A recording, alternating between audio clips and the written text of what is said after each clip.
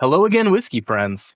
My name's Jeff, I'm Kelsey. and welcome to another whiskey review. Kelsey, what are we getting into today? We are getting into some Buffalo Trace today. This is the new barrel proof from Taylor Bourbon. So, Woo.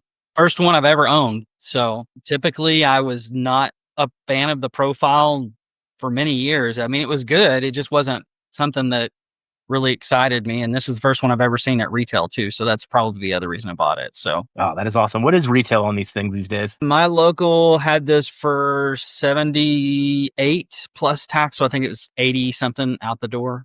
So Not not bad. I haven't seen one in person at a store since probably 2018 or 2019. So it's been a handful of years since I've seen it.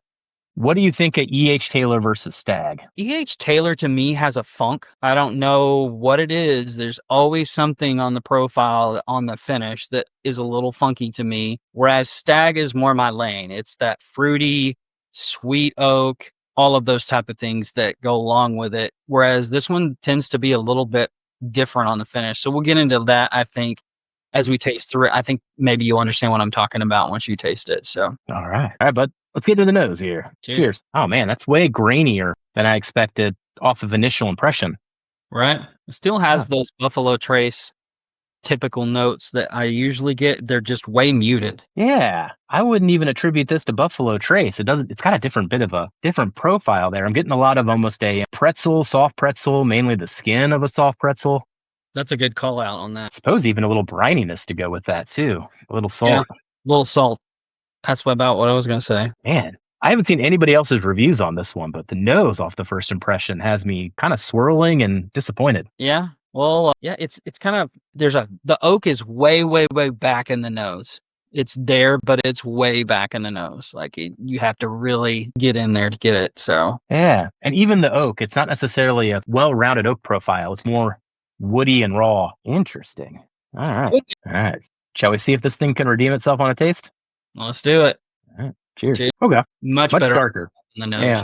Man, that nose was surprising. Yeah, All and you said it's got quite a bit of air in the bottle. I mean, it's past the shoulder, so it's not like it's a brand new crack. Unlike the nose, man, my initial impression of that was just grape syrup. That was the first thought that came into my head on the front of the palate. Yeah, it's real sweet up front. For me, it's got a little bit of the rye spice mid palate, and then the oak comes really in on the sides of my back of my mouth rather than the middle of my tongue for me. So Yeah, that's about the ride there. Quite a bit of custard. I'm getting kind of mid palate into the finish too. second sip is even better than the first for me. It kind of balances out the profile a little bit better on second sip. Like it's a little bit more well-rounded, getting more of those typical bourbon notes that I got very first sip. And the rye spice hangs a lot more than I expect from Buffalo Trace.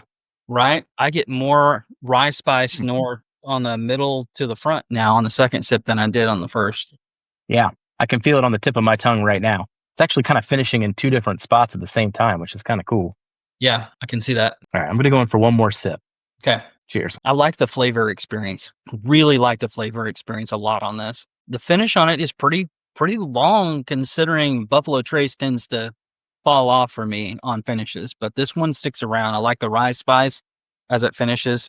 And like you said, it kind of finishes in the back part and the front part of your tongue at the same time, which is odd, but it's fun. Yeah, it's fun. The flavor profile now, as I've gotten through 3 sips, you could convince me that this is like cognac finished even.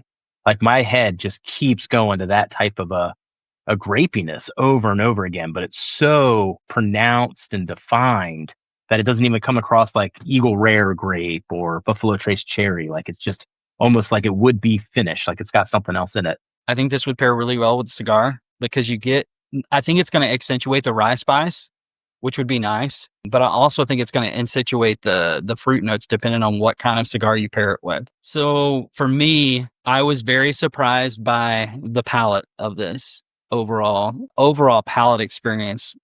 Tasting it before and now really impressed me because some of the earlier batches were really viscous and rich and had a little bit more sweet oak to them. Whereas I think this one is more fruit forward, which obviously makes sense why I like it a little bit more. But it has a really cool finishing experience that I have never had off of a Taylor or any Buffalo Trace product. So overall, very solid. I don't think it's going to blow anybody's socks off, but for retail, it's a solid pickup. for sure. Yeah, that's exactly where I am on it. So I ended up grading it out at an 82 out of 100, which is just a very good pour through and through. Yep. So with that in mind, if you were looking to get this like on secondary or anything, I wouldn't go that route. Like just No. MSRP only is where I am on this one. This is not Yep. one to overextend on whatsoever. But if you do get it, it's very good. All right. Well, Kelsey, thank you so much for sharing that sample. Really appreciate it. And if you had this, let us know what you think of it in the comments. And we'll catch you on the next whiskey review, everybody. Cheers, everybody.